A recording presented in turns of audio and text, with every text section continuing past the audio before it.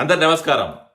మా రాయలసీమ ప్రాంత ప్రజలు చాలా అమాయకులు. ఎస్పెషల్లీ రాయలసీమ ప్రాంతంలో ఉన్న రెడ్లు ఈ రెడ్డి అనే మాయలో వైఎస్ఆర్ కుటుంబాన్ని జగన్మోహన్ రెడ్డి గారిని నెత్తికెత్తుకొని మోసాన్రు. ఈరోజు జగన్మోహన్ రెడ్డి చేస్తున్న ఈ దుర్మార్గాలు, జగన్మోహన్ రెడ్డి చేస్తున్న అరాచక పాలన గురించి ఒక 4 మాటలు చెప్తా వినండి. జగన్మోహన్ రెడ్డి చేసే రాజకీయం అంతా ఏంటంటే వెన్నుపోటు రాజకీయం, నమ్మక ద్రోహం ప్రజలకి, అలాగే బాబాయ్ మీద గొడ్డలు వేటు, అలాగే నమ్ముకున్న నాయకుల కోసం నమ్ముకున్న ప్రజలకి ఈరోజు కుట్ర రాజకీయాలు నేర్పించేసి వాళ్ళ కుట్రలో భాగంగానే వాళ్ళని ఈరోజు నట్టేట్లు ముంచడం.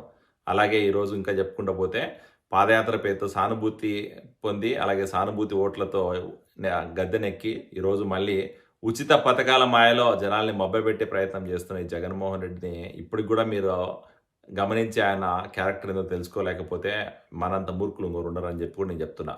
ఈరోజు జగన్మోహన్ రెడ్డి వెన్నుపోటని ఎందుకంటున్నా అంటే సొంత చెల్లెలు ఈరోజు పార్టీ రోజు మునిగిపోయే పరిస్థితిలో ఉంటే పాదయాత్ర చేసి పార్టీ కోసం ఆమె 2 సంవత్సరాలు రోడ్డు పైన తిరిగి పార్టీని మళ్ళీ నిలబెడితే ఈరోజు జగన్మోహన్ రెడ్డి సీఎం అయిన తర్వాత ఆమెను పక్క రాష్ట్రానికి తోసేసేసి ఈయన పార్టీని లాక్కొని ఈయన సీఎం అయి కూర్చున్న తర్వాత ఆమె కనీసం మర్యాద కూడా లేకుండా ఈరోజు రోడ్డు పైన పడేసిన ఈయన వెన్నుపోటు కాదంటారా? మరి ఆ రోజు చెల్లెలకి న్యాయం చేయలేని వాడు ఈరోజు రాష్ట్రంలో అందరు ఆడబిడ్డలకి ఏం న్యాయం చేస్తాడని మీరు నమ్ముతున్నారు?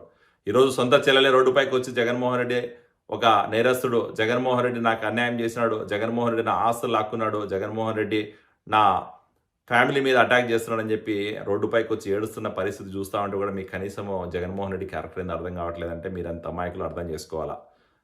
మాట్లాడితే చంద్రబాబు నాయుడు గారు వెన్నుపోటు రాజకీయం చేశాడు, ఎన్టీఆర్ రామారావు గారిని చంపేసేసి పార్టీ లాక్కున్నాడని చెప్పి మీరు ఈరోజు సొంత చెల్లెల్ని బయట నెట్టేసేసి సొంత చెల్లెల్ని ఈరోజు దగ్గర రానీకన్నా చేస్తున్న ఈ రాజకీయాన్ని ఏమంటారు? వెన్నుపోటు రాజకీయం కాదంటారా? మరి దాన్ని వెన్నుపోటు అంటే ఇది వెన్నుపోటు కాదని మీరు ఎలా అనుకుంటున్నారు?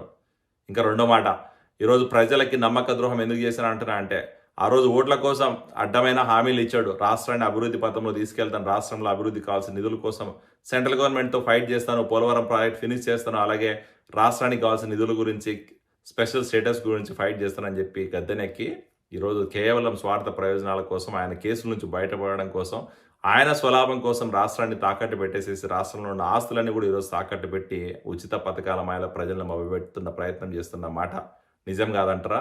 ఇది నమ్మక ద్రోహం కాదా? ఒకసారి ఆలోచించండి. ఇంకా చెప్పుకుంటూ పోతే ఈయన చేసిన కుట్ర రాజకీయాలు ఎట్లుంటాయంటే ఈరోజు మాట్లాడితే చంద్రబాబు నాయుడు గారు ఏదో రాష్ట్రం నుంచి ఏదో తీసుకెళ్ళిపోయాడు, రాష్ట్రంలో అవినీతి చేసినాడు, అవినీతి చేసి కొన్ని 100 కోట్లు లాక్కున్నాడని చెప్తున్నావు కదా.